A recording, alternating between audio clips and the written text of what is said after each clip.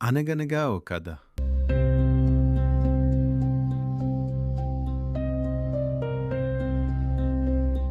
ఇది మనలో ఒక్కరి కథ కాదు.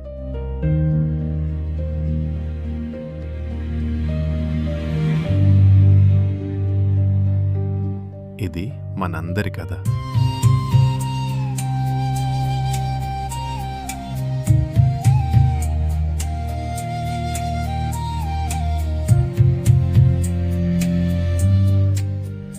ఇది అమ్మ కథ, తన ప్రేమను మౌనంగా మోసుకునే కథ.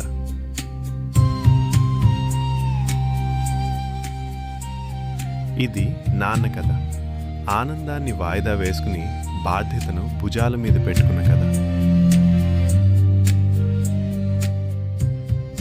ఇది స్నేహితుడి కథ, ఒంటరితనంలో కూడా విశ్వాసాన్ని నడిపించుకున్న కథ.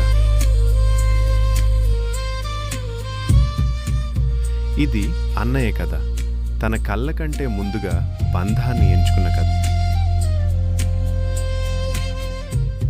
ఇది ఒక అమ్మాయి కథ, తన చేతులతో తన భవిష్యత్తును చిత్రించాలనుకున్న కథ.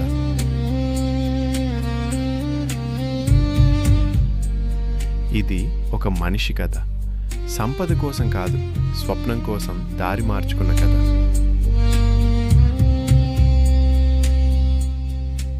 అమ్మ, నాన్న, బంధం, స్నేహం, జ్ఞానం, సంపద ఇవన్నీ వేరు కావు, అన్నీ నువ్వే, అన్నీ నీలోనే.